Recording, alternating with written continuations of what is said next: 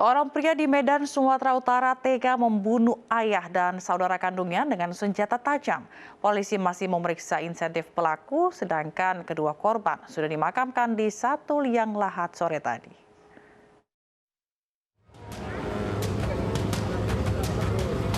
Suasana duka menyelimuti keluarga Heriani setelah suami dan anak sulungnya tewas dibunuh. Kedua jenazah S dan RS dimakamkan di satu liang lahat di TPU Kampung Glugur, Medan, Sumatera Utara. Keduanya tewas di tangan MAK yang merupakan anak kandung S dan adik dari RS. Ia membunuh ayah dan kakak kandungnya menggunakan senjata tajam. Para tetangga pun tidak menyangka akan tindakan pelaku karena pelaku dikenal baik, sopan, dan taat beribadah. Baik, biasa-biasa aja dia. Nah, sering ke masjid. Anaknya pun ramah. Kalau kita tegur pun dia saling sapa. Gak ada masalah sebenarnya. Selama ini, kita belakang di keluarganya kan kita nggak tahu. Kasus pembunuhan ini membuat geger warga sekitar. Korban S ditemukan di luar rumah, sementara putranya RS ditemukan di atas tempat tidur. Keduanya tewas dengan luka tusuk di sekujur tubuh. Pelaku sempat berusaha kabur namun berhasil ditangkap warga. Nah, katanya ada ayahnya ditikam. Terus lari kami ke sini kan. Pas lihat ayahnya sudah di sana, terus tersangkanya ini di depan pintu langsung diamankan sama si Indra. Ini bersaudara nih Bang? Iya, bersaudara. Adik abang bapak gitu. Polisi masih menyelidiki penyebab pasti pembunuhan ini. Saksi mata menyebut peristiwa berawal dari pertengkaran pelaku dan kakaknya dan berusaha dilerai sang ayah. Pelaku yang gelap mata justru menghabisi nyawa keduanya. Dari Medan, Sumatera Utara, Adi Palapa Harahap, iNews melaporkan. Sementara itu di Jakarta, seorang pemuda yang diduga depresi tega membunuh ayah kandungnya di rumah susun Dinas Kebersihan Cengkareng, Jakarta Barat. Polisi masih menunggu hasil tes kejiwaan untuk mengetahui motif pelaku.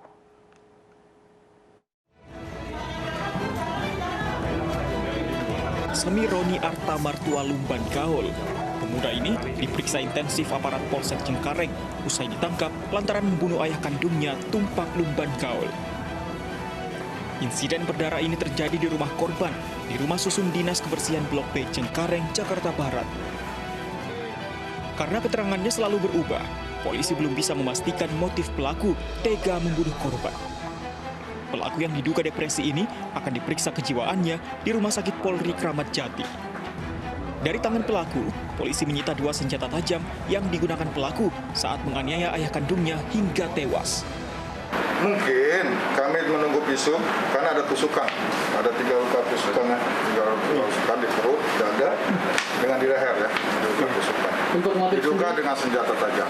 Untuk motif sendiri sudah berapa saksi yang diperiksa?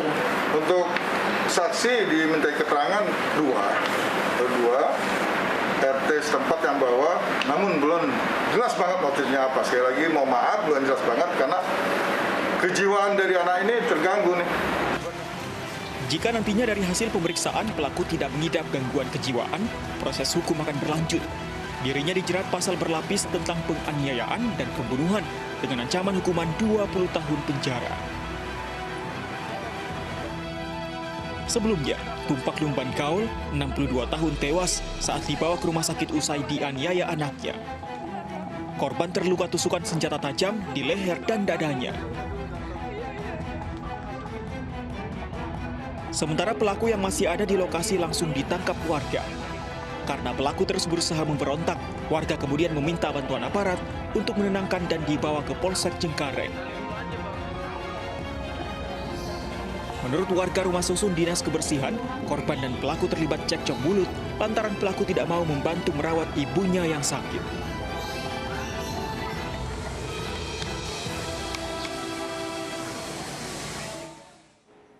Menolak diajak rujuk, seorang wanita di Bungo Jambi dianiaya mantan suaminya dengan senjata tajam. Korban mengaku menolak rujuk karena tidak mendapat restu orang tuanya.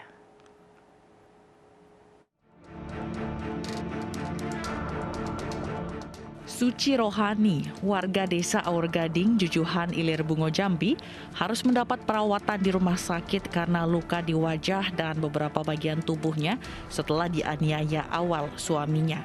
Suci dan Awal sudah 3 bulan pisah ranjang namun belum bercerai secara resmi.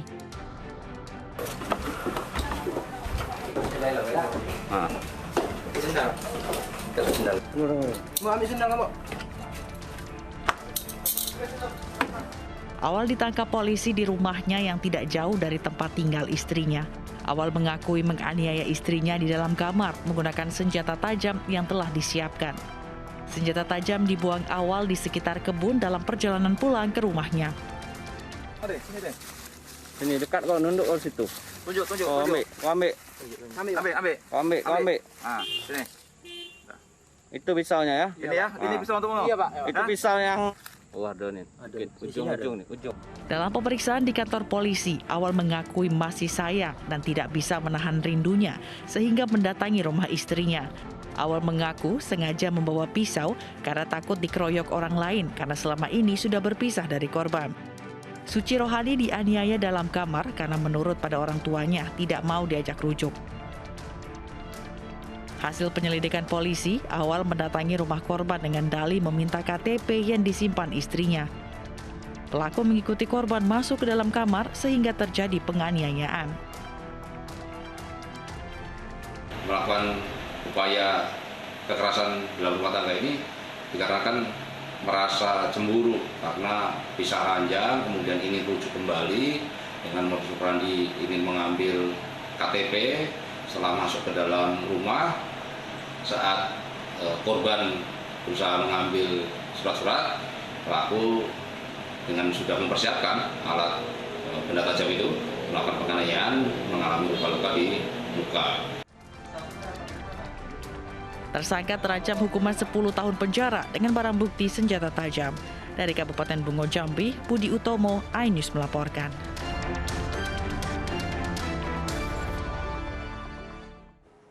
Bocah perempuan berusia 14 tahun yang sempat hilang selama 2 hari ditemukan tewas di semak-semak dusun Lisu Baru, Sulawesi Selatan.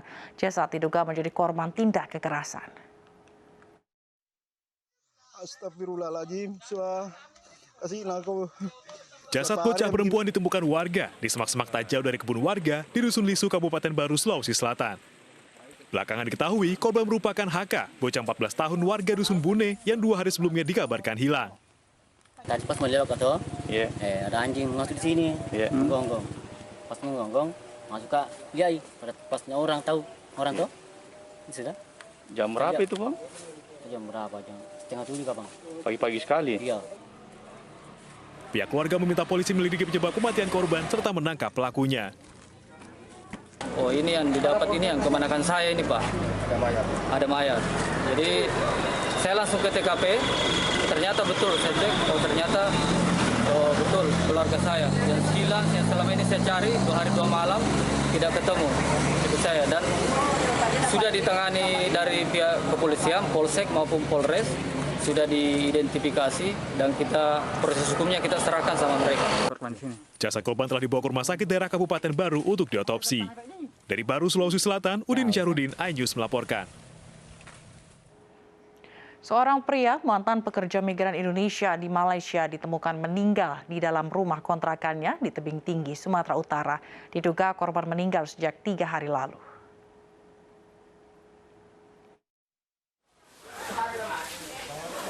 Seorang pria bernama Rinto, 57 tahun, ditemukan tewas di rumah kontrakannya di Jalan Bambu, Kelurahan Karya Jaya, Kecamatan Rambutan, Kota Tebing Tinggi, Sumatera Utara.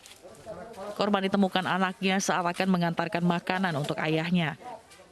Korban yang diketahui mantan TKI di Malaysia ini selama 4 bulan terakhir tinggal sendiri di rumah kontrakannya. Jasad korban kemudian dibawa ke RS Dr. Kumpalan Pane untuk divisum. Masih kita dalami karena keterangan daripada anaknya, ya kebetulan inisial R ini sementara mengontrak di sini di Jalan Karya Jaya, Lorong Bambu. Nah, sementara masih kita dalami, ini sudah kita evakuasi ke rumah sakit. Mungkin nanti di rumah sakit nanti sementara kita buat visum, nanti baru kita tahu nanti apa penyebab yang bersangkutan meninggal dunia. Selain memeriksa keluarga korban, petugas juga memeriksa beberapa saksi. Usai divisum, korban diserahkan kepada keluarganya untuk dimakamkan. Dari Kota Tebing Tinggi, Sumatera Utara, Abdullah Sani Hasibuan, iNews melaporkan.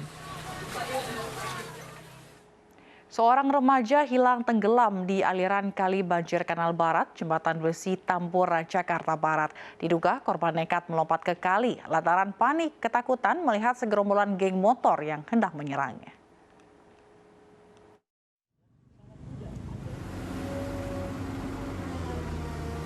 Tim SAR Basarnas DKI Jakarta dan Damkar mencari remaja laki-laki yang hilang tenggelam di kali banjir Kanal Barat. Korban usia 20 tahun saat itu bersama dua rekannya berada di pinggir kali, menunggu sopir mobil travel untuk menitipkan uang ke orang tuanya di Cianjur, Jawa Barat. Tiba-tiba datang sekelompok orang, korban menduga geng motor yang hendak menyerang mereka. Korban yang panik langsung melompat ke aliran kali dan hilang tenggelam. Aliran air deras dan banyak sampah membuat proses pencarian terkendala. Udah nggak lama ada motor dan sono lari ke sini karena dia hawanya kaget dan ketakutan.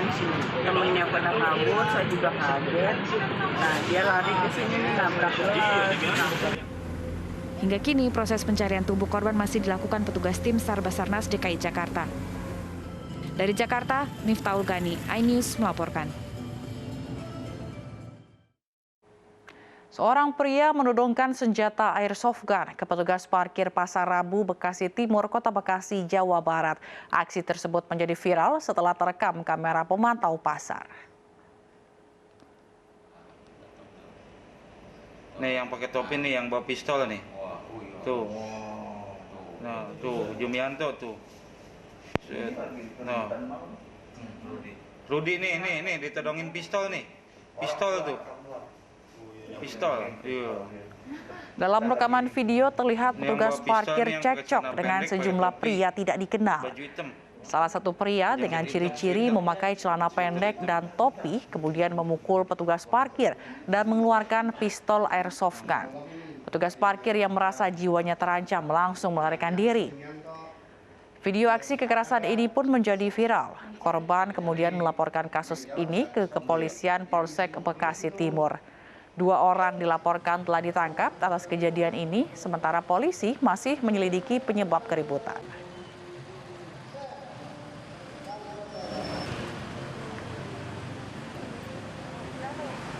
Rekaman CCTV yang ada melalui bukti visual yang kita punya di CCTV itu pelaku itu yang 3 orang itu satu dikasih menggunakan senpi, entah itu airsoft gun ataupun yang lain.